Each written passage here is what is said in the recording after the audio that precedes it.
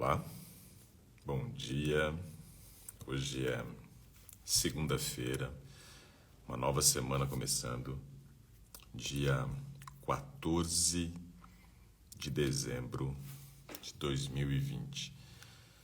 O ano está por um triz, faltam poucos dias, né, para acabar o ano, muito pouco mesmo.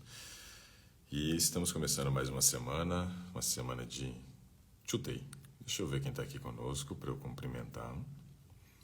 A Yara está conosco, a Angel Barbalho também, a Lohane Almeida, Ana Lúcia Linhares, a Márcia Helena, a Cris Lin também, Dulcineto Bia Borges, a Ingrid Nicole, a Regiane, também conosco, a Edilene, Yuri Ketana, também conosco, Leda Serafim, Missilene, também conosco, o Jay também, Marília. Bastante gente já aqui, hein? A Marli também conosco, a Leda, já falei, a Pati também conosco, Ivone, bacana.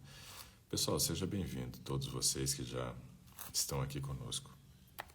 Eu não sei se vocês acompanharam as notícias esse final de semana aí a respeito, né, de como que o Supremo Tribunal Federal está pressionando o governo para poder já divulgar aí como que vai ser o esquema da vacinação no Brasil, mas a coisa tá pegando fogo, né? O pessoal aí tá botando quente, né, para cima do governo, né? Então assim, ó, tem uma notícia aqui, ó, que diz assim, ó: secretário do Ministério da Saúde diz que seria irresponsável especificar data de início da vacinação contra a Covid-19. Isso depois que veio a pressão do Supremo Tribunal Federal, né? Então essa é a resposta do secretário do Ministério da Saúde. Em vídeo gravado na sexta-feira e divulgado neste domingo pela pasta, Érico Franco diz que a definição de calendário depende de registro de imunizantes na Anvisa. Ministro do Supremo Tribunal Federal deu prazo de 48 horas para o Ministério da Saúde informar as datas, né? Então veja que o negócio está pegando fogo aí, hein? Então a coisa está complicando, né? Especialistas também criticaram bastante, né, o plano de vacinação, né, que foi proposto. Agora o que é interessante, às vezes eu fico pensando, tem umas coisas que não tem muita lógica. Citaram até nomes de pesquisadores, de cientistas dentro da proposta do plano de vacinação, e depois esses cientistas vieram a público dizendo que eles não foram consultados, não. Ou seja, como que o governo me lança um plano de vacinação dizendo que consultou determinados especialistas, e aí os próprios especialistas depois vêm a público dizendo que não foram consultados, não? Então, tem muita bagunça nesse aspecto aí, né? Um negócio que perde muita credibilidade quando você age dessa forma. Então a gente tem que ficar muito, sei lá, muito decepcionado, eu acho que seria a palavra, com toda essa situação.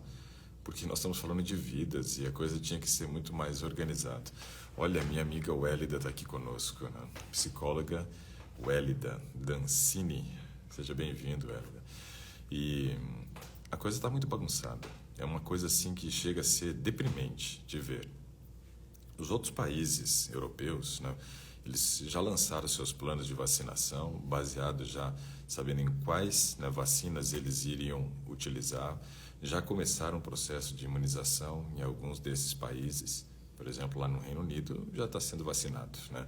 E a questão é que aqui a coisa parece que tudo é bagunçado, né? Quando foi para fazer aquele sistema lá do lockdown no início, foi proposto, né, o isolamento, ministros começaram a cair um atrás do outro ali, né? Foram 2 ministros caindo, né, por causa dessa questão, justamente porque não era afinado, né, com o governo o pensamento dos ministros, mas era afinado com a ciência.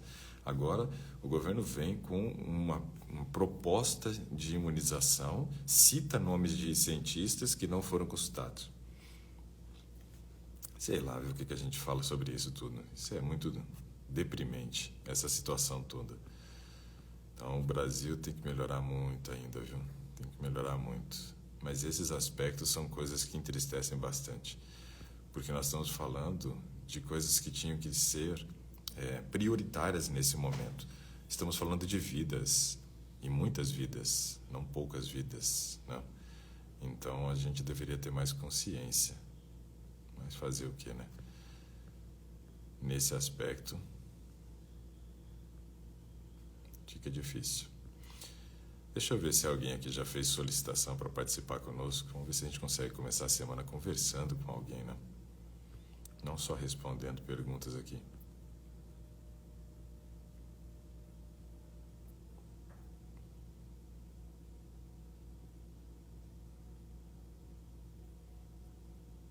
Deixe-me ver. A Dulcineia pergunta assim: o que é bom para anemia? O médico disse que é pouquinho, me mandou cozinhar em panela de ferro.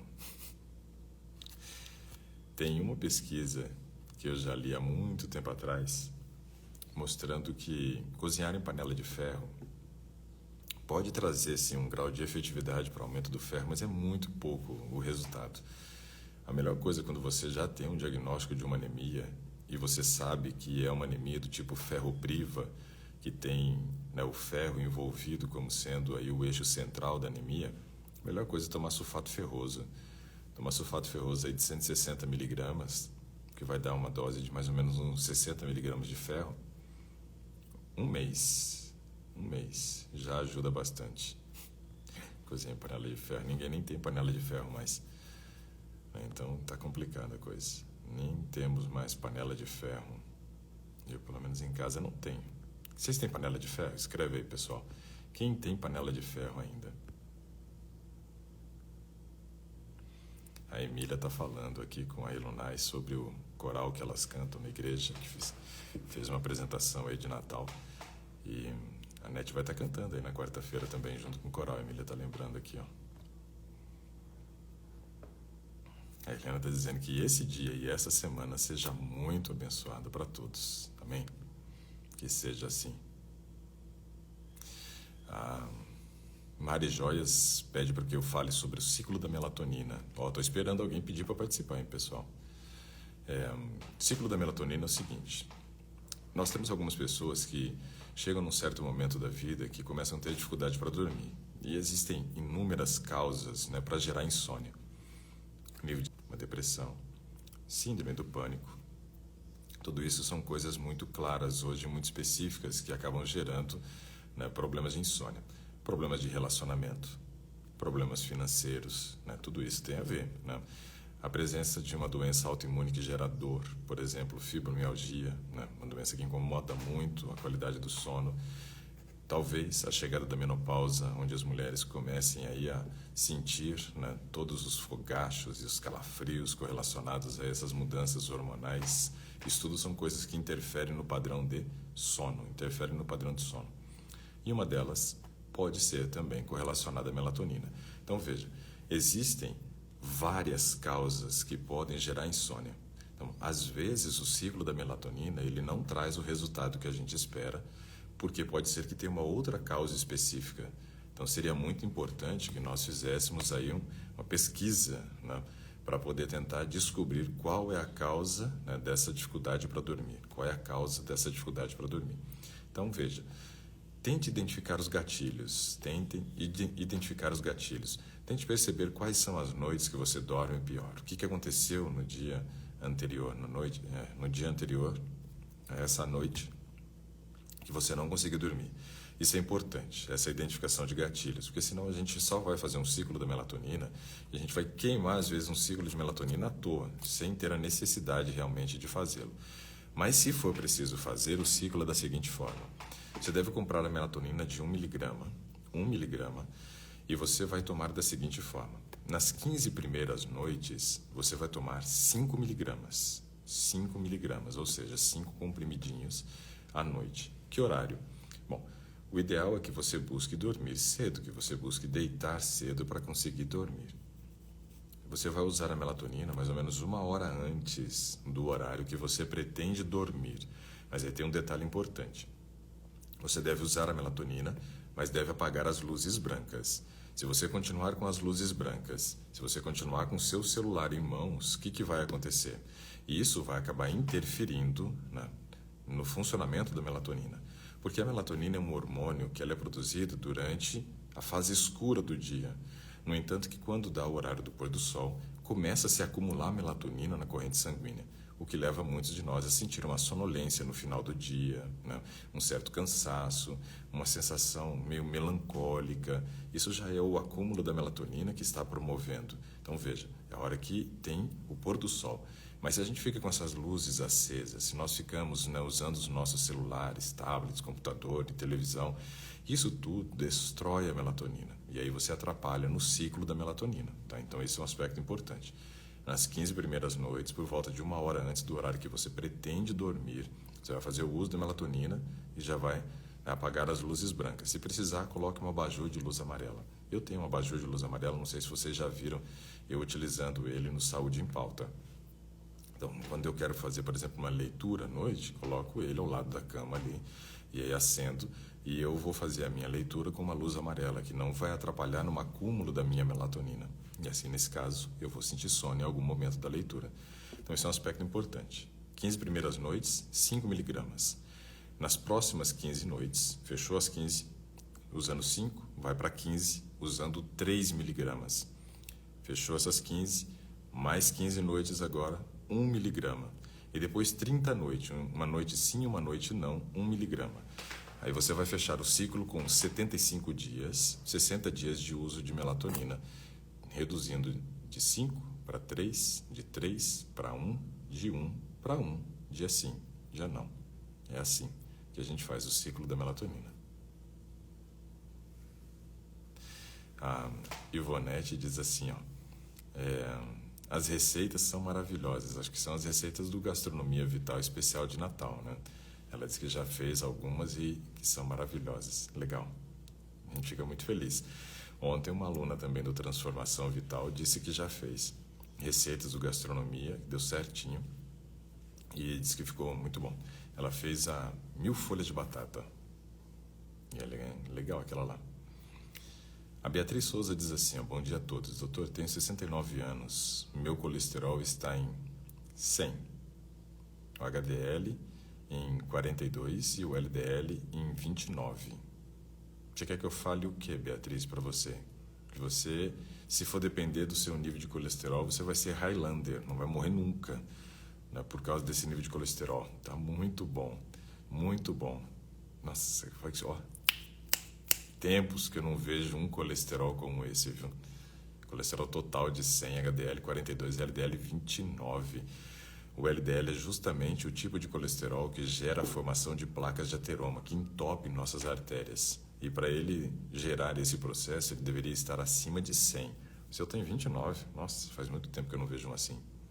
O meu, a última vez que eu fiz, eu acho que deu 34 o LDL. Mas também faz tempo, viu? Preciso ir fazer exame. A Sara está dizendo que está feliz por participar hoje aqui do nosso Today. A Érica Vicente está conosco também. Rosineide Burgos, muito bom. A Anaísa Nutri também conosco. Deixa eu ver aqui. A Emília já está fazendo propaganda do coral. E a quarta-feira, 16/12, às 19h30. É bom que não compete com Saúde em Pauta, então vocês podem assistir. Ó, tem aqui o pessoal respondendo aqui da panela de ferro. Então vamos lá. A Isabel, não tenho. O Lucas disse eu acho que ele tem. A Lohane Almeida diz eu tenho. A Ivonete, eu tenho. A Lucinha, eu não. A Andréia, eu tenho. Crislin, eu não tenho. A Viviane, eu não. O Vanir Oliveira aqui, eu tenho. A Mari Joias, eu não. Margarita, também não. A Bunimar está dizendo, cheguei cedo hoje, que bom. A Marília diz que tem, a Ingrid tem, a Paty diz que a mãe dela tem, né? A Aurita eu tenho. Ó, o pessoal tem bastante panela de ferro, hein? Pensei que estava em desuso, que ninguém mais tinha panela de ferro. A Anaísa diz para nós termos uma semana cheia de saúde a todos. Muito bom. Olha, tem bastante gente com panela de ferro, hein? Interessante isso aqui.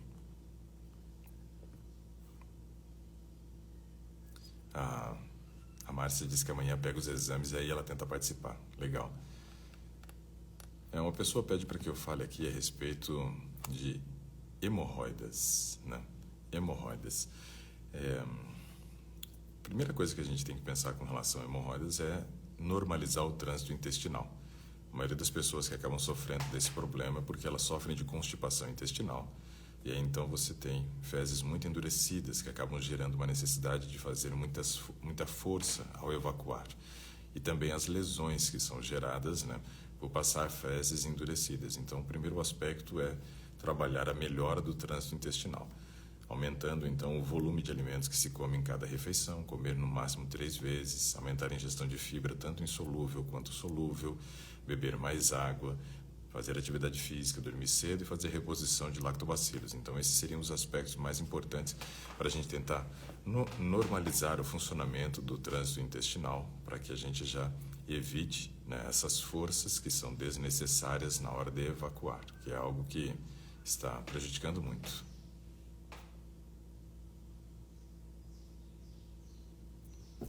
Ó, a Mari diz assim: estamos pedindo com minha filha,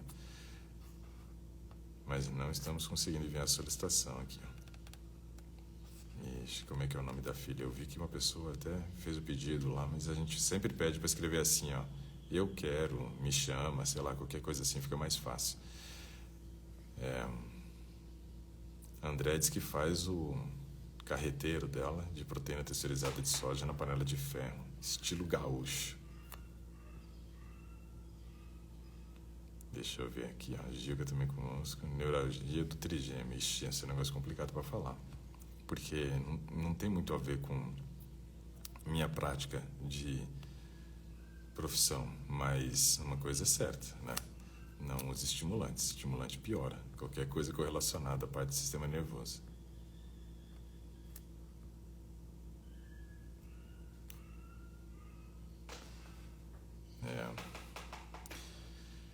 A Sara diz assim, ó: doutor, estou com muita dor nas costas, do lado esquerdo, tenho artrose, não gosto de tomar remédios para a dor, tem alguma coisa que possa fazer? Obrigado.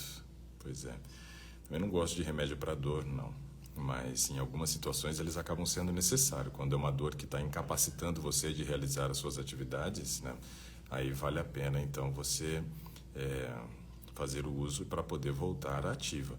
Porém, uma coisa que é interessante, você disse que tem artrose. Então, nós temos que observar que existem pontos de calcificação, né, nas suas articulações. E o uso do magnésio de malato pode ser uma coisa bem interessante. Lembrando que o magnésio de malato ele não pode ser tomado junto com a refeição. Ele deve ser tomado num horário de intervalo entre as refeições ou antes da hora que você vai deitar para dormir. Então, vale a pena o uso do magnésio de malato, alguma coisa que vai ajudar, mas ele vai levar um tempo para conseguir trabalhar nessa questão de modulação da dor, né? O ideal é que você, nesse momento, faça uso de algum analgésico, mesmo eu também não gostando, mas se a dor é incapacitante, vale a pena.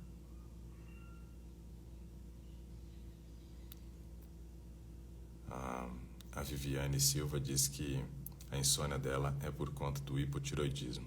Então, esse daí é uma das insônias mais fáceis de tratar, porque quando você está com hipotiroidismo e você acerta a dose da medicação, está resolvido o problema. Então, isso é algo bem interessante. A Maria Joias diz assim, ó, que foi depois, né, da menopausa que ela começou a sofrer de insônia. 60% das mulheres que não sofrem de insônia vão sofrer de insônia, né, depois do período da menopausa. A Edilene diz que minha família tem panela de ferro, a comida fica com sabor maravilhoso. Andrés por aqui também. Deixa eu ver, tem uma outra pergunta aqui. Não, é outra coisa. Deixa eu ver aqui, ó. Faça um mix de várias castanhas, com 1 colher de sopa pela manhã. Pode ser ou não devo misturar? Não há problema, Aurita, misturar as castanhas, contanto que você não coma muito.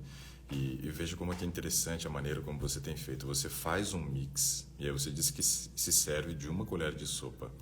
Me lembro uma vez que eu estava participando do programa Vida e Saúde, na TV Novo Tempo, durante ali 3 anos e meio, quase 4 anos, eu acho que foi. Eu fui o nutricionista do programa Vida e Saúde. Depois eu continuei gravando para o programa, mas aí não sendo o exclusivo, não, o nutricionista exclusivo ali do programa. Mas foram 10 anos aí praticamente, 10 anos gravando para o programa Vida e Saúde.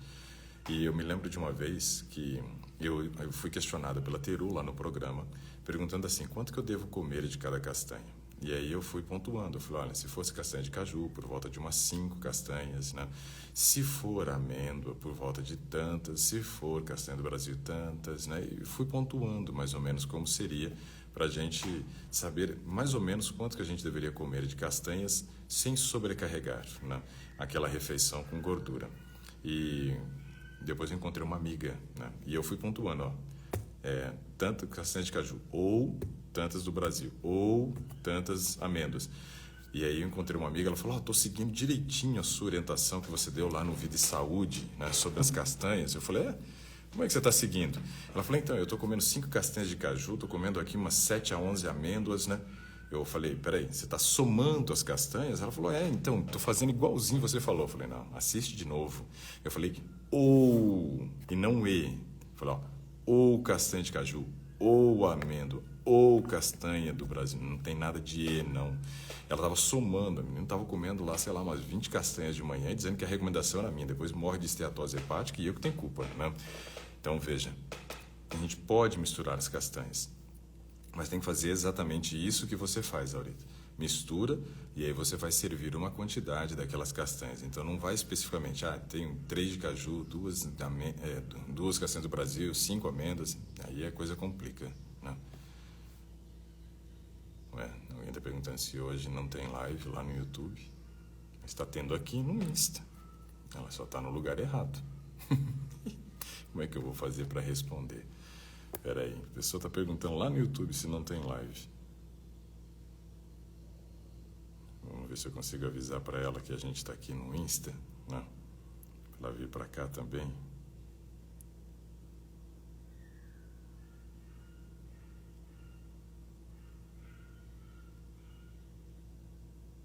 Vamos avisar aqui, ó.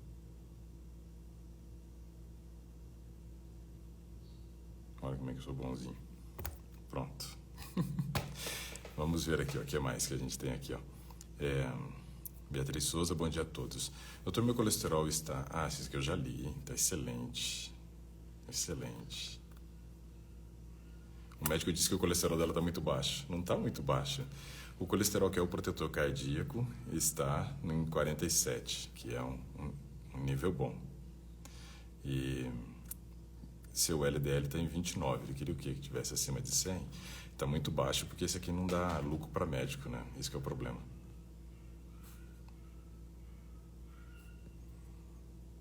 Eu já passei algumas vezes a rotina da melatonina, mas assim, a gente tem que fazer isso com bastante prudência e ver realmente a necessidade, né? A Leila disse que a lâmpada do quarto dela já é uma lâmpada amarela. Olha só que interessante, né? Que aí você vai poder fazer leituras à noite sem interferir no ciclo da melatonina e do seu organismo, né? Olha que legal, ó. A Rosane diz assim, ó, fiz o ciclo da melatonina, estou dormindo bem. Yes! Mais uma pessoa que fez e deu certo. Vocês têm que contar o testemunho, viu, pessoal? Quando vocês fazem alguma coisa que a gente orienta e deu certo, vocês têm que contar aqui pra gente ficar sabendo, né, o que está dando certo aí pra vocês. A Fátima diz assim, ó, depois do treino, não passado e nem muito intenso, não pesado, isso, não pesado e nem muito intenso, preciso comer uma refeição completa? Fátima, se você comeu antes de ir, não há necessidade não. A refeição completa, ela precisa ser oferecida principalmente depois do treino de musculação. Por quê? Porque o treino de musculação é ele quem vai gerar os estímulos para crescimento da musculatura, né? Para a gente ter o desenvolvimento hipertrófico. E aí eu preciso oferecer os nutrientes necessários para que o meu organismo se desenvolva. Então, depois desse treino, aí sim vale a pena. Deixa eu ver aqui. A Ana Lúcia diz assim, ó. Eu fiz o snack de grão de bico. Essa é uma receita lá do Gastronomia Vital Especial de Natal. Fiz 1000 folhas de batatas e estou amando as receitas. Que legal. A gente fica muito feliz com isso. Muito feliz mesmo. Estão falando que as minhas taxas aqui de colesterol, essas coisas são tudo baixas. Bom, espero que esteja tudo baixo, né? Eu continuo cuidando da saúde desde quando eu fiz o último exame do mesmo jeito e deu tudo certo, né?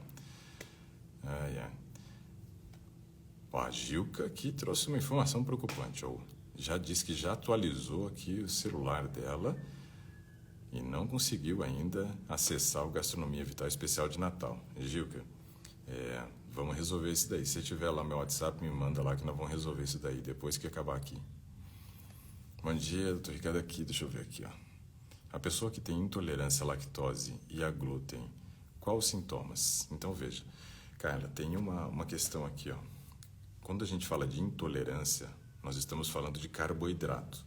Quando nós falamos de alergia, nós estamos falando de proteína. Então, a lactose é um carboidrato, ela é um disacarídeo, né? A união de uma glicose com galactose, e aí forma a lactose, que é esse açúcar do leite. Ele precisa ser clivado. E a intolerância quer dizer que você, no caso, não está tolerando bem esse açúcar, porque você já não tem enzima suficiente para fazer essa quebra da glicose e da galactose. Então, isso daí é intolerância, no caso, né? Medindo o grau de tolerância que você tem para esse alimento, né? Agora, veja um aspecto interessante. Quando falamos de proteína, não é intolerância, é alergia. Alergia, onde o nosso organismo muitas vezes não consegue fazer uma boa digestão, onde essa proteína aumenta, né, a produção de histamina intestinal, que é uma proteína que gera alergia no nosso organismo, né? Então, a gente tem que observar esse detalhe, tá? Agora, vamos analisar o seguinte. Intolerância à lactose, não. O que gera para nós? Não? O que gera para nós? A intolerância à lactose gera, né, muitas vezes, um desconforto gastrointestinal. Para algumas pessoas, né, vai ser diarreia, não vai ter escolha, né, vai tomar e vai dar uma diarreia brutal. Outras pessoas já vão ter um certo grau de constipação intestinal. Muita produção de gases, né? Aquela sensação de estômago cheio, né? Barriga fica parecendo um pandeirão, né? Que você bate assim, tá tum, tum, tum, né? Então, isso é um aspecto importante.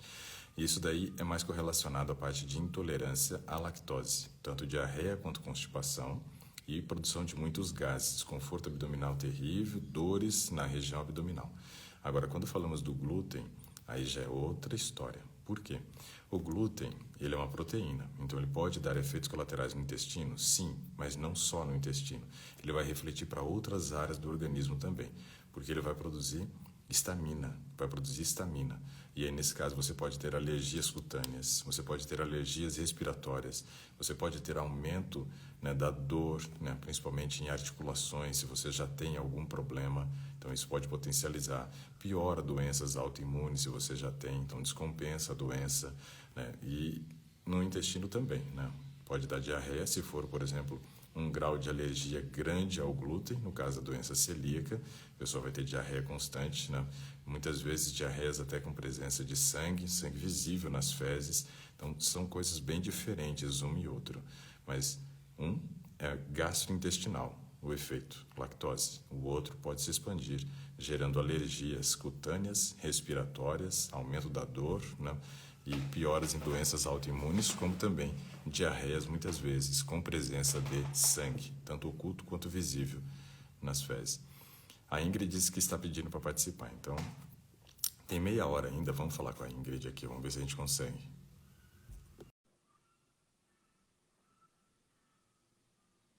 Chamei a Ingrid. Vamos ver se dá certo. Opa, conseguimos a conexão. Bom dia. Bom dia. Dia. Estamos em duas aqui. Ah, legal, sem problema. Eu vi que tinha chego uma solicitação, mas é que assim, tem muita gente que às vezes ela entra no Insta e já coloca a solicitação ali, não querendo participar, é meio que automático, ela faz sem saber, né? Já aconteceu com uma outra pessoa que eu chamei, ela disse, não tinha chamado. Na verdade, ela tinha clicado lá, pedido a solicitação. Então, por isso eu sempre peço que a pessoa escreva assim, ó, eu quero, me chama, né? Quero participar, alguma coisa desse tipo fica mais fácil. Mas que bom que eu via lá em Que deu cima, né? A certo. informação e acabou dando certo. Então vamos lá, Ingrid, né? E É a quem Ingrid, mais? é ela. E a senhora, seu nome? É Maria Salete. Ok, então vamos lá. Maria e Ingrid, em que eu posso ajudar vocês? Então, é em relação a ela, né? Ela já faz tratamento há algum tempo, endometriose e ovário policístico. 15 anos. E ela tem alguns exames aqui que vai estar mostrando. Mas é isso mesmo, 15 anos? Não, tenho 20. Não, 21. Ela vai Ah, fazer 21 acho agora. que eu vi 15 anos. A cara é de 15, então acho que é por isso. Acho que eu ouvi isso no meu inconsciente 15. E daí ela fez alguns exames, como ela estuda fora, então ela faz assim, meio periódico, né? Por causa da endometriose e do ovário policístico. E também alguns outros probleminhas que ela tem de saúde, assim. Desde pequena ela teve muita infecção, pneumonia, garganta. Então sempre a gente está fazendo alguns exames. E agora ela fez e ela fez alguns aqui, ela está preocupada com alguns resultados. Ela Vamos vai ver o que falar um nós temos pouquinho aí. aqui. Tá. Falou que era 21 anos, estuda fora. Vocês são da onde? Estuda fora onde? Então, nós somos do Paraná, mas hoje nós moramos em São Paulo, né? Jundiaí. Mas nós somos, o meu esposo de Santa Catarina e eu do Paraná. E ela nasceu em Guarapuava, Paraná. Estudou em Maringá, na sua terra. Eu também estudei em Maringá, na sua terra. Muito bom, muito bom. Legal. Eu estudo na UAP, lá na Argentina. Ah, legal. Tá fazendo o que lá? Eu tô fazendo um curso para medicina. Oh, muito bom. Parabéns, né? Tomara que seja uma médica com um pensamento, né, contrário a essa medicina que o povo só quer saber de ganhar em cima das costas do paciente. Porque lá o AB prepara mesmo para você ter uma condição de trabalho diferente. Legal, muito bom. Vamos lá então, vamos ver o que a futura médica está sofrendo agora. Então, começando aqui, cálcio sérico tá 9,40. Tá bom. PCR, né? Proteína C reativa. Ser reativo. Uma observação, ela é vegetariana e está estrita, né? Por causa que ela não utiliza leite, alimentos lácteos, nem ovos. Então, seria vegana estrita, né? Vegetariana estrita. Isto. Vegetariano. Me tornei O termo esse ano. correto mesmo seria vegetariano, que só se alimenta de Eu vegetais. acho que vegetariana, né? Eu também O concordo. povo fica inventando muita classificação, eu não gosto disso, mas tudo bem. Lá na UAP serve produtos de origem animal? Serve leite e ovos lá? Serve. Eles têm a alimentação volátil, né? E a gente também tem separado a vegetariana. Legal. Bom, O PCR tá menor que 0,1. excelente. VHS, velocidade de hemossedimentação, tá 3. Tranquilo, tudo bem. Isso daí é para verificar como é que está o seu nível de coagulação sanguínea. TSH, ultrassensível, tá 0,95. Está dentro do normal. Vitamina D tá 55. Excelente, muito bom. Anticorpos, antitireoglobulina, tá 20,1. Tudo bem. Índice de tiroxina livre tá 3,3. Tá bom. E paratormônio, molécula intacta, está 9,1. Uhum. O paratormônio, ele é um hormônio que vai mexer com a modulação do cálcio dentro do organismo. Então, ele ajuda a colocar o cálcio nas regiões corretas, né?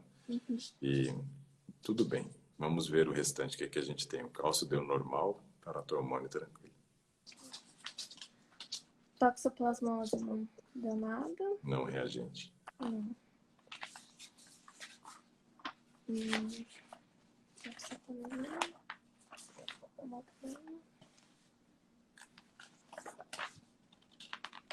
Até agora tá bem, Ingrid. Vamos ver o que mais que tem pela frente aí. Já deu vitamina D normal? Que quase ninguém E tem. observação, ela nunca utilizou. Suplemento. É isso, é só o sol mesmo e a alimentação, né? Olha que legal, que notícia boa, né? Porque tem muita gente que não consegue tomar do sol, né? Mas quem toma recebe os benefícios, não tem como. Ferritina sérica tá 54. Tá bom. 56. A glicose sérica tá 74. Excelente. Colesterol total sérico tá 179. Total. Vegetariana estrita. Deveria estar menos, mas tá bom, tá bom. Mas é que, sendo vegetariano estrito, o que a gente esperaria era abaixo de 150, né? Mas tudo bem, tá normal, dentro desse padrão novo aí de ciência. Mas vamos ver como é que estão as frações do colesterol agora. Colesterol LDL tá 95. Então, veja, o LDL é aquele que a gente espera que esteja abaixo de 100. Então, suas frações mostram que você já está com um pezinho ali para chegar no 100, né? Poderia ser menor, né? Pela idade, pelo padrão de alimentação, não deveria estar chegando próximo do 100. Está normal, mas ó, abre o olho, né? Já é para a gente ficar esperto e tentar perceber o que está acontecendo. Lá eles servem fritura lá na UAP? Serve. É. Eles servem muita massa. Assim, carboidratos, né? Eles não têm muita variedade. Tanto de fruta como de salada, porque lá não tem muito, assim, é tudo vem de fora, né? Uhum. E eles servem muita massa. E para quem come queijo e ovo, é sempre ovo com queijo, queijo com ovo, não tem muita Um dia, opção. é como a gente brincava lá no colégio, um dia o ovo tá por cima, no outro dia o queijo tá por cima, mas é sempre queijo com ovo. Sempre. Oh, meu Deus. Então, isso daí é uma coisa que piora muito a qualidade de vida dos alunos de colégio interno, né? É essa questão aí do queijo e do ovo, né? Eles abusam demais e é o que dá sabor num alimento também. Porque comida de colégio interno nem sempre é boa, viu?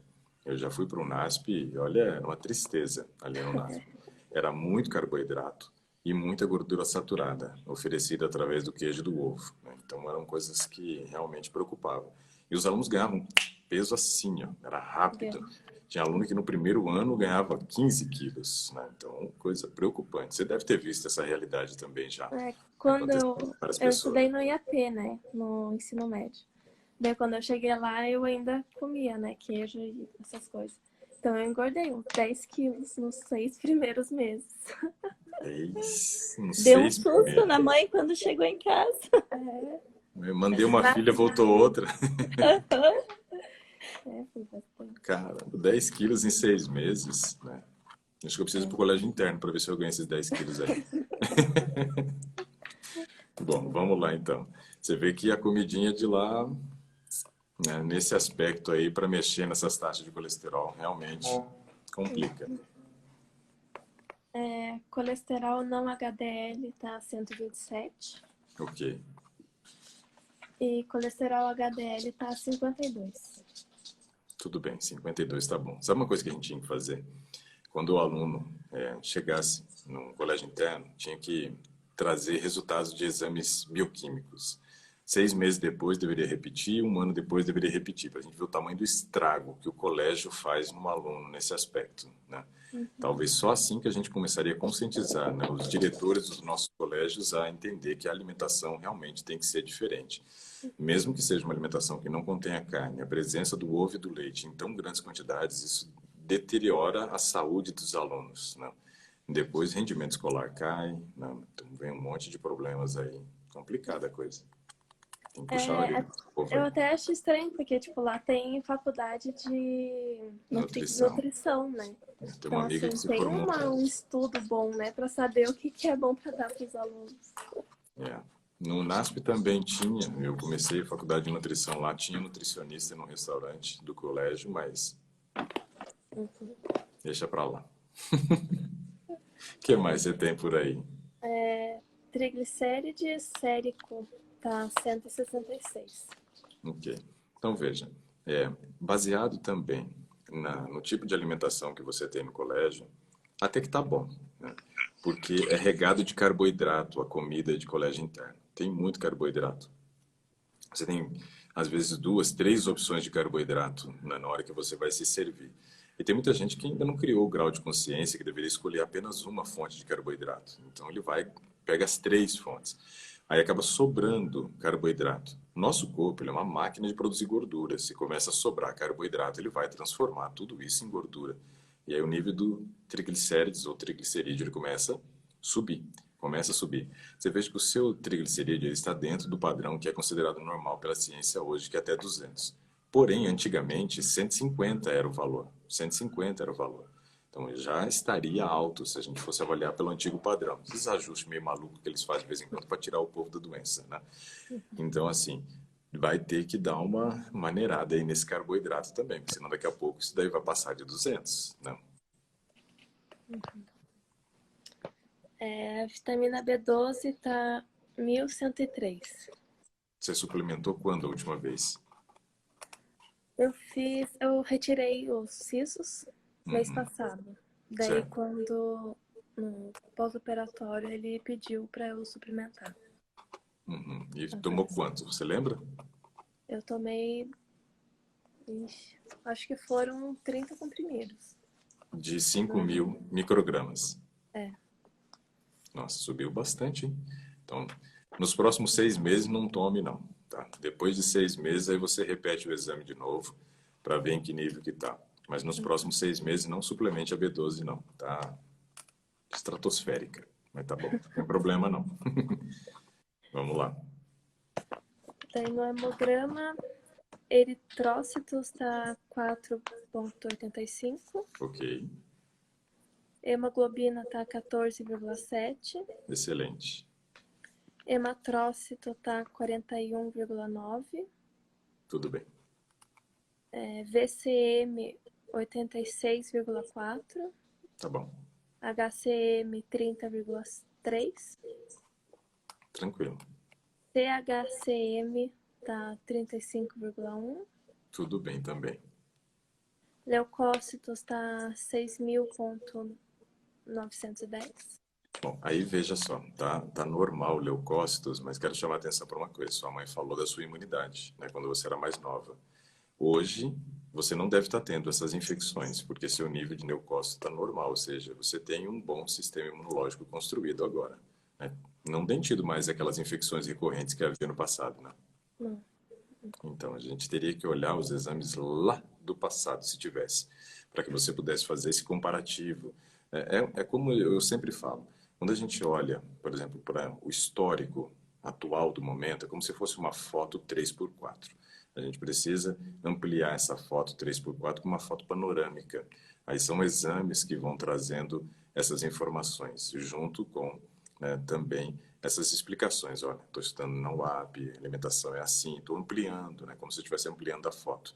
Isso me dá a possibilidade de enxergar mais coisas. Nossa, se tivesse esses exames do passado e esse agora, seria extremamente interessante. Até para você fazer um post, de repente, se você achar, né, aí nas suas redes sociais, mostrando, olha, no passado eu tinha muitas infecções, minha imunidade estava assim. Ó. Hoje minha imunidade está assim, baseado no meu leucograma, e eu não tenho mais os problemas infecciosos. Meu padrão de estilo de vida era esse lá no passado. Meu padrão de alimentação e estilo de vida é esse agora no presente. Então, isso é uma coisa que seria muito legal, né, de fazer, para que você pudesse realmente enxergar essa foto ampliada e desse também a oportunidade para que pessoas pudessem perceber como que realmente a mudança do estilo de vida vale a pena nesse aspecto. A minha imunidade, ela era terrível. Eu vivia também com essas infecções de garganta, com gripe. Eu tinha gripe mês sim, mês não. Era um mês da gripe e um mês se recuperando, me preparando para a próxima já. Era um negócio terrível, né? Mas aí a gente tem que observar que a mudança do estilo de vida, ela traz um impacto positivo no nosso organismo como um todo, inclusive na parte da imunidade. E aí, no meu caso, né, acabou esse negócio de infecção de garganta, de gripes, né? Eu não tenho uma gripe acho que desde 2004. Eu não tenho mais uma gripe sequer. Então, são 16 anos já, né? Então, a coisa está realmente diferente, né? Então, é esses aspectos que são importantes a gente observar. Mas vamos continuar. Neutrófilos Uhum. tá 3.030, né? E esses vão dar tudo normal. Depois que o leucócito deu normal, a sequência dos outros vai bater todas.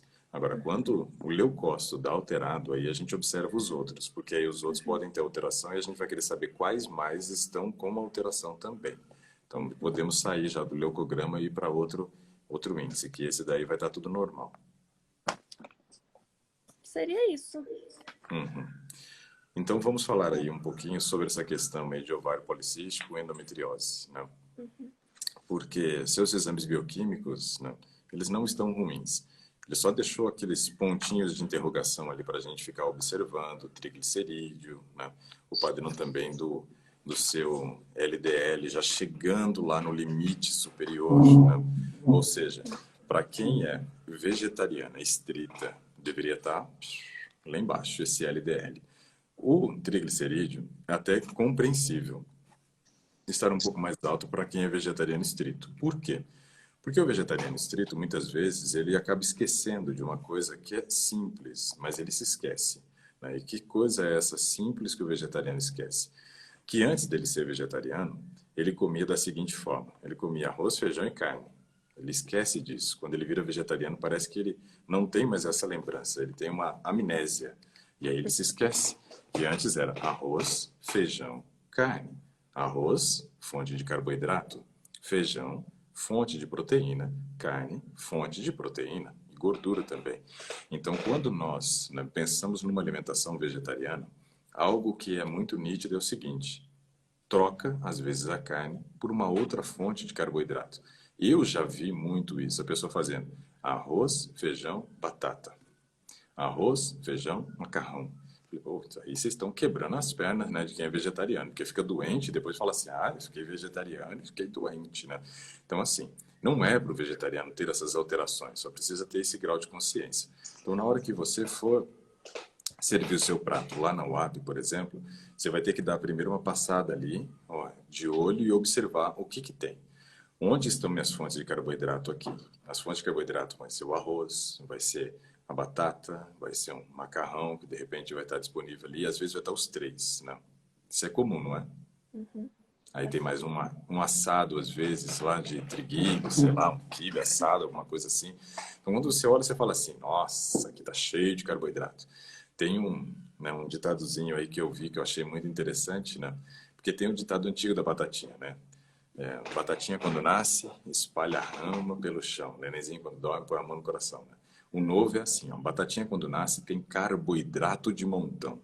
É melhor comer alface do que ficar como um balão, né? Então, esse é bom, esse é bom. Grava esse aí para você usar também. Então, o que acontece? Na UAP ou qualquer outro colégio interno, né, a gente percebe que tem muito carboidrato. E é o que acontece: as pessoas comem o carboidrato de montão e ficam como um balão, né? Ganham peso mesmo. Você não está, né, reclamando de peso, mas reclamou, por exemplo, que lá no IAP teve ganho de 10 quilos em 6 meses. Por quê? Por causa disso. Então, essa questão do carboidrato, dessa sobra de carboidrato, ela é preocupante. E aí a gente tem que observar, na hora de fazer a montagem do nosso prato, uma fonte de carboidrato, 2 fontes de proteína. Essa regra deve valer tanto para o de jejum quanto para o almoço. No jantar, a gente já não precisa de 2 fontes de proteína. Apenas uma fonte de proteína no jantar é o suficiente. Mas de jejum e almoço, no mínimo 2 fontes de proteína, para não correr esse risco de sobrar carboidrato e o corpo começar a produzir triglicerídeo.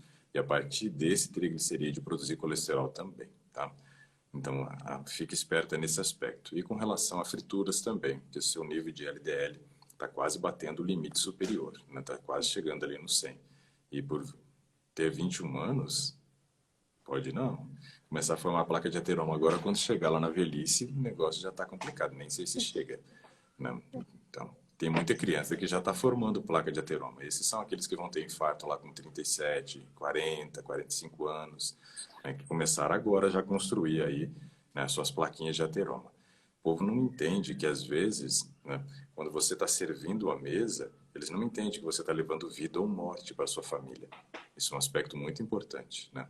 Eu sempre digo isso, o ato de servir a mesa é uma demonstração de amor, mas o contrário também é verdadeiro. Tudo depende do que você serve, né?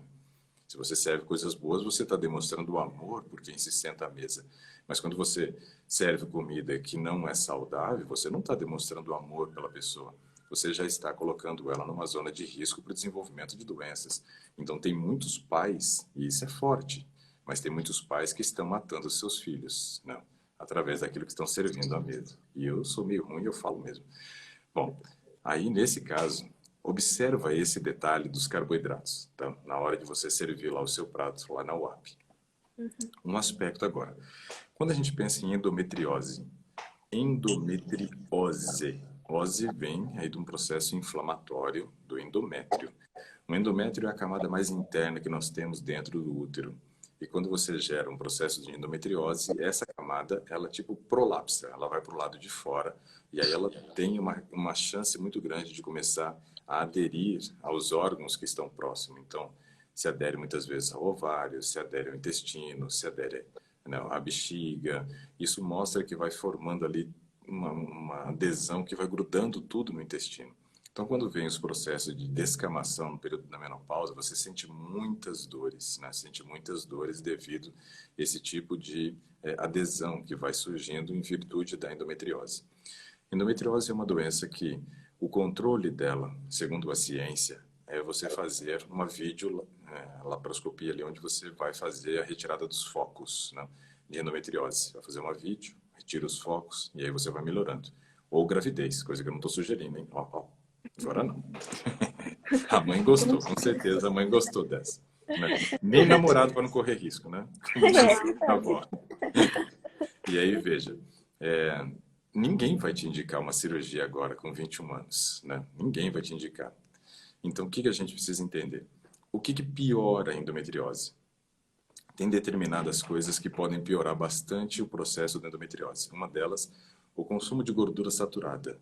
Porque gordura saturada, né, é uma gordura que vai ser rico, né, em óleo que vai gerar processos inflamatórios no organismo. Então, isso é bem ruim. O próprio consumo de óleo rico em ômega 6 também gera inflamação. Então, vai piorar esse processo. Então, você tem que observar.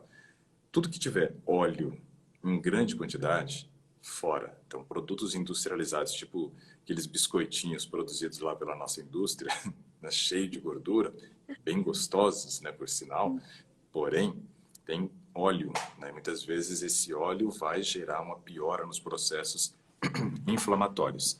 Então, foge disso, porque é rico em ômega 6. O contrário é interessante. Se eu quero diminuir o ômega 6, a gente tem que fazer o quê? Tem que aumentar o ômega 3. Né? Tenho que fazer uma correlação que seja melhor. Então, eu sugiro, por exemplo, o uso de um suplemento de ômega 3 de 1000 miligramas, né? 1000 miligramas de ômega 3 diário, junto com a refeição, ou da manhã, ou do almoço, de jejum ou almoço, tá? Para quê? Para que esse ômega 3, ele traga para nós um caráter anti-inflamatório, né? O que te ajudaria, de repente, a diminuir os processos inflamatórios que a endometriose causa. Então, esse é um aspecto. Cuidado com o óleo, né? Zero a fritura, né? Quando servirem friturinhas lá, foge dela, tanto pela questão do LDL, quanto pela questão da inflamação. E começa a fazer o uso de um suplemento de ômega 3, que vai te ajudar. Outra coisa são os estimulantes, né? Eu sei que lá não deve servir nada de estimulante, né? Não, e ela também não toma nada. Ótimo, beleza. Esse é outra coisa que piora bastante a questão de endometriose. Ótimo, que bom. Quem tem endometriose, pessoal, ainda toma café, cai fora do café, viu? Isso daí piora bastante a endometriose. Farináceos brancos, aí é onde a gente esbarra num problemão, né? Porque... Ela gosta de fazer uma massa de pizza, uma massa de... Ela cozinha muito bem, doutor. E nós estamos fazendo também o gastronomia de Natal, pegando algumas receitas também aqui, porque Legal. além ela ganha de mim assim, disparado na cozinha, mas ela gosta de uma massa, ela gosta de uma massa de pizza, ela faz aqui em casa. Mas Só até que não é ainda ela problema, não... contanto que não, que não seja refinado, né? Agora, se fizer refinado aí... Pois é. O problema é que ainda ela não conseguiu aprender assim a fazer totalmente integral, né? Que nem o pão eu faço totalmente integral. Mas que nem as massas de macarrão, ainda a gente tá aprendendo, né? Legal, vocês fazem massa caseira, então. Fazemos. Essa Quase massa toda a fresca. nossa comida é caseira. A gente abre lata muito pouco, quase nada. Mas eu acho que tem que ser assim, né? Quanto menos embalagem tiver no nosso lixo, melhor a nossa qualidade de vida, Sim. né? Isso daí é um aspecto bem importante, né? Bem importante. Nossa, estou vendo aqui uma mensagem que alguém falou, que triste. Deixa eu ver o que é aqui, ó. Conheci na igreja uma jovem senhora que os filhos dela só comiam arroz branco. Nada mais. E doces. Eu ficava apavorada ao ver. Ela andava com uma bolsa de balinhas para eles. Eles morreram este ano. Nossa, que triste. Pois é. É aquilo que eu falei. Às vezes, dependendo do que a gente serve, a gente está levando a morte para nossa casa. A gente não tem esse grau de consciência. Mas... Talvez até mesmo a questão do aprendizado, né? Às vezes, antigamente, a minha avó, eu lembro, né? Como eu me tornei, né? No caso, adventista, né? Adolescente. Então, minha família, ninguém, assim, tinha esse conhecimento da questão da alimentação. Depois que eu e minha mãe, né, nos batizamos, fomos aprendendo. Mas a minha avó também andava com um saquinho de bala para agradar os netos. Os meus tios, né, sempre levavam uma balinha. Então, eles achavam que estavam levando amor. Amor estava mesmo, né? Que a gente não pode dizer que não. Eles demonstravam o amor da maneira errada, vamos dizer assim. Sim. Né? Talvez sem o conhecimento, né? Mas é um problema. Né? É um problema. Isso que a Bíblia fala assim, ó, que meu povo perece por falta de conhecimento. Então, o que eu quero oferecer no Today é isso, é conhecimento, para que a gente faça melhores escolhas a cada dia. Então, esse é um aspecto importante. Mas voltando ao farináceo, né? O problema do farináceo é que ele também deixa o teu ambiente corporal mais ácido, né? Isso tende a piorar também os processos inflamatórios de endometriose. Então, quanto mais você conseguir incluir de alimento integral, melhor nesse aspecto. Uma outra questão ainda, para fechar essa parte aqui da endometriose, né, é a questão do controle de peso, né? Isso é bem importante. A gente não para avaliar que quando a gente está acima do peso, isso gera processos inflamatórios no organismo. Gerando processo inflamatório, tende a piorar também o problema da endometriose. Então, o controle de peso é uma coisa muito importante dentro desse processo. E quais são as coisas boas que a gente poderia fazer que ajudaria na questão da endometriose? Uma você tem, que é manter o seu nível de vitamina D acima de 40. O seu está normal, excelente. Então, esse aspecto é muito bom. O outro é investir numa boa qualidade de sono. Porque se eu durmo cedo, eu controlo o cortisol, que tende a piorar também os problemas da endometriose. Né? Então, importante esse aspecto do sono. A própria prática de atividade física, ela é muito interessante também para essa questão. Então, controle de peso, sono, atividade física, são aspectos bem interessantes que a gente precisa focar, junto com vitamina D, que está normal. Né? Isso ajudaria bastante na questão da endometriose. Agora, com relação à parte de ovário policístico, aí nós estamos falando, né, de algo que deve ter uma relação direta, ou que tem uma relação direta com o nível de insulina sanguíneo também. Então, é muito importante nós observarmos como está a insulina. O seu nível de glicemia, excelente. Sem questionamentos, né? Acho que foi 73. Pega ela, traz para mim aqui. Então, mas traz ela para cá. A gente está com uma cachorrinha, um bebê recém-chegado. Aqui. Ó, a nossa, a lixa está latindo. Então, a gente já tinha o linguiça aqui em casa, né? Que é um Yorkshire com Poodle, né? Mas a minha filha já estava há alguns meses pedindo para mim. Eu resolvi dar de presente para ela agora no Natal, para a Manuela, né? Dei uma Husky, né? Chegou ontem, né? Então é bebezinha ainda, está com 22 dias. E a Nete dormiu lá no quarto das meninas, as meninas dormiram uma no quarto da avó, outra comigo, e a Nete que dormiu com a cachorrinha, tá acabada ali, ó, porque a cachorrinha ficou quase que a noite inteira. E aí eu falei para ela trazer para cá, né, para eu picar um pouquinho, que ela tá latindo lá, né, e ela tá com fome. Eu vou sair para comprar raçãozinha, né, de filhote para ela, que a gente não tinha ração de filhote, né? Então vou sair comprar essa raçãozinha para poder, né, dar para a cachorrinha. Mas aí, veja, esse aspecto aqui da insulina, ele é muito importante para a gente fechar. Quando, por exemplo, eles começaram a pesquisar um remédio, né, para ovário policístico, eles pesquisaram um remédio e esse remédio chamava-se, vamos ver se você acerta, chuta aí, um remédio mais utilizado para diabetes hoje. Vamos ver, agora eu vou testar os conhecimentos da futura médica. Você sabe? Mamãe, não está estudando.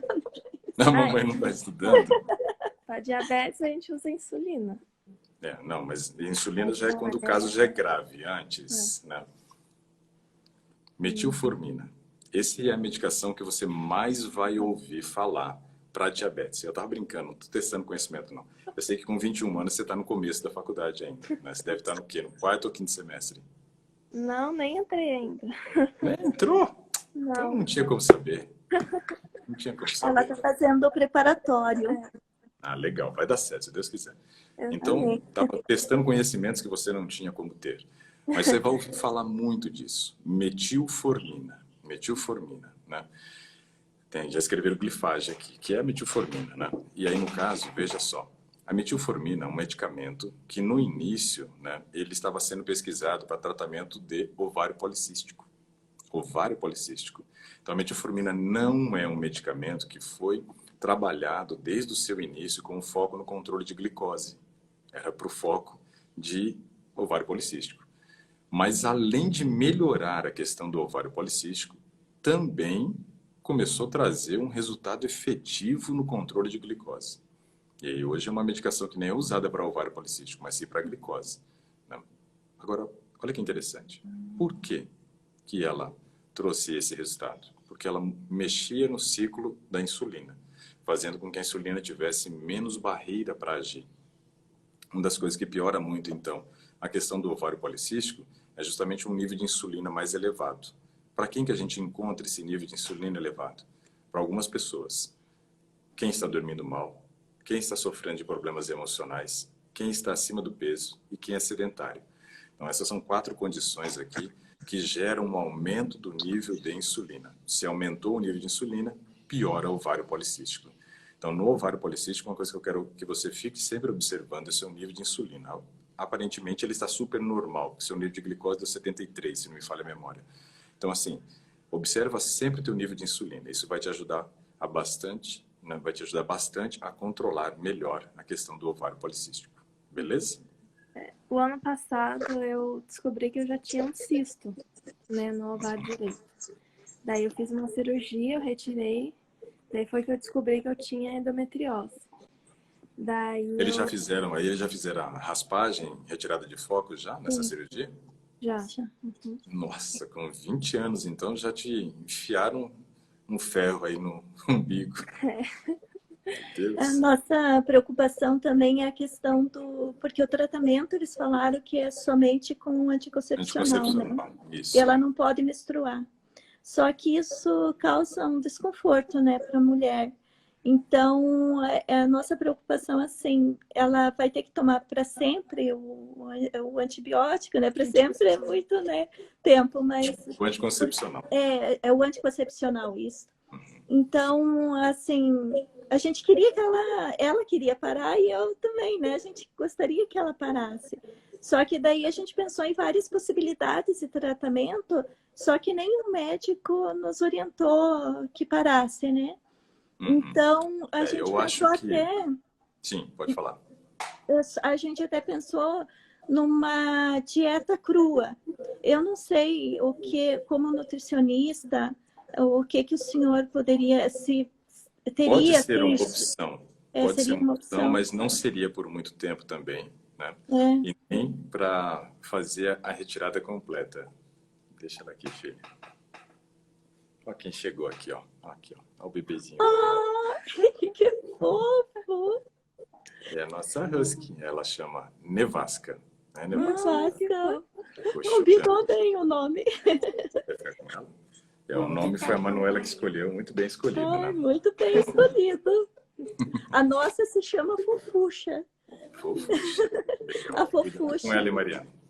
Só que ela veio com o nome de Rúbia, mas a gente não conseguiu chamar de Rúbia, né? Nome de pessoas assim, né? Daí, como ela era bem fofinha, né? Ela é uma shih tzu. Daí a gente começou a chamar de Fofuxa, Fofuxa, e ficou até hoje. Ela já tem 11 anos, né? Nossa, então faz tempo que ela já se acostumou. Né? Já. Chamar de Rúbia ela nem atende mais. Bom, não atende, não. A gente tinha aqui em casa, tinha o Bolota e o Linguiça. Porque um era gordinho, um era magrinho, eu dei o nome de Bolota e Linguiça. Só que o Bolota batia no Linguiça e ele não conseguia comer, ele ficava cada vez mais magrinho. Tivemos que dar o Bolota, né? Que a gente deu quem tinha um temperamento mais forte. A gente ficou com mais mansinha. Ele que vai dar trabalho em outro lar, né? Fazer o quê, né? Mas a Manuela ficou muito sentida, porque era dela o Bolota, né? O Linguiça era da Mariana. Então agora eu comprei, né, a Nevasca para a Manuela e eu já tô sabendo que no começo do ano que vem eu vou ter que comprar uma outra para Mariana, que agora ela quer também. Então eu vou vai ter um canil aqui em casa. A gente já tem agora o Linguiça, tem a Nevasca, né, e tem a nossa Jabuti, né, que a nossa Jabuti adora. Agora, mais outra que ela quer para o ano que vem. Falei, ai, tem que montar um canil.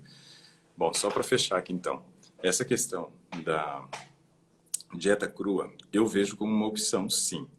Mas não sei se a gente conseguiria fazer a retirada do anticoncepcional só com dieta crua. Mas pelo menos para tentar reduzir os pontos de inflamação, tanto da endometriose quanto dar uma melhorada no ovário policístico, com certeza vai melhorar. Eu olhei na sua pele quando você falou que tinha ovário policístico e eu vi aí do lado, deve ser o esquerdo, né? Porque a gente está ao contrário. Não, é o direito. É o direito mesmo? Então eu vi algumas marquinhas aí, né? Ela chegou a tomar o Roacutan, né? Porque ela tinha bem mais. Só que mesmo tomando o Roacutan e tendo um cuidado com a alimentação, ainda nasce algumas... Não, isso não vai ter como, porque como ela tem o ovário policístico, vai aparecer mesmo. Então, uma das características do ovário policístico é justamente o aparecimento aí dessas espinhazinhas, das acnes, né? Não tem como escapar, né?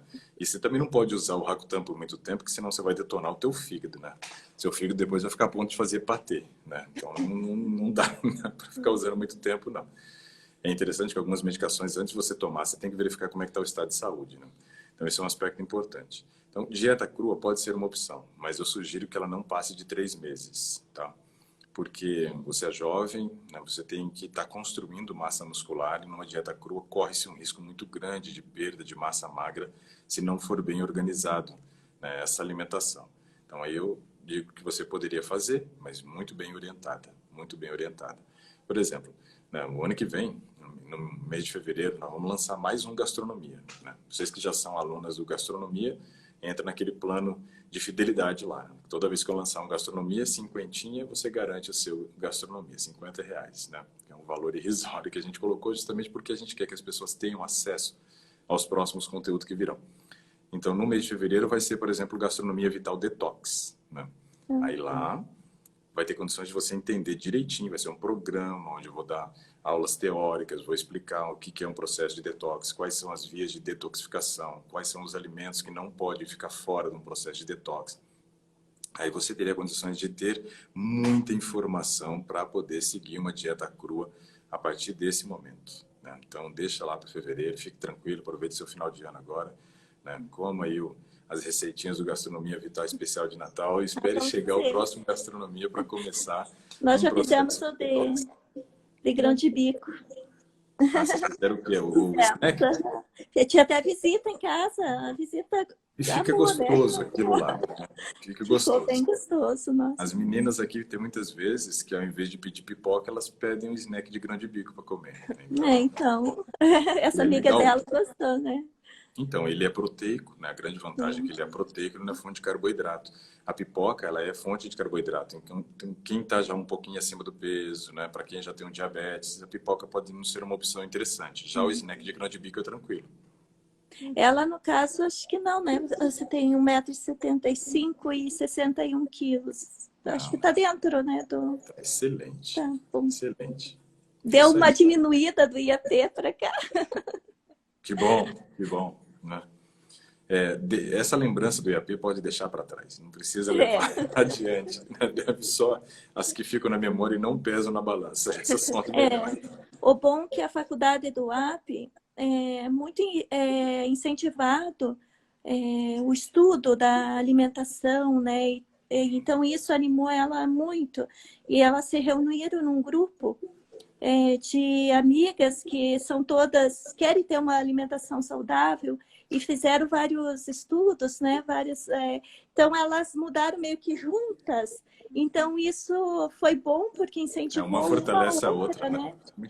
Muito bom, muito bom. É isso aí. São 8h14. Estouramos e muito nosso tempo hoje, né? Mas acho que foi legal o bate-papo, né? Começamos a conversar por volta de 8h33 ou 7h33, então já estava um pouquinho adiantado o tempo.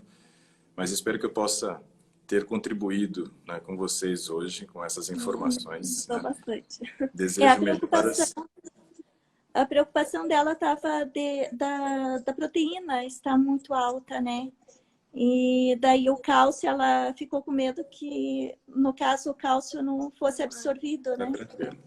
Não, mas está tranquilo. Não, o Tá cálcio dela tranquilo, normal, então? 9 na corrente sanguínea está excelente. Né? Então, tá. Excelente. É isso aí. Tá bom. Obrigado Nós por compartilhar um pouquinho da história de vocês. Né? Estou sempre à disposição aí para poder ajudar. Desejo um ótimo dia para todos vocês. Amém. Tá bom, pessoal? Lembrando que hoje é segunda-feira é dia de Saúde em Pauta. Às 20 horas estaremos ao vivo no YouTube também, tá bom? Um grande abraço a todos, um bom dia, até mais. Ingrid, Deus tchau, abençoe tchau. seu trabalho. Vocês também, hein? Até mais. Tchau, Amém. tchau, pessoal. Tchau.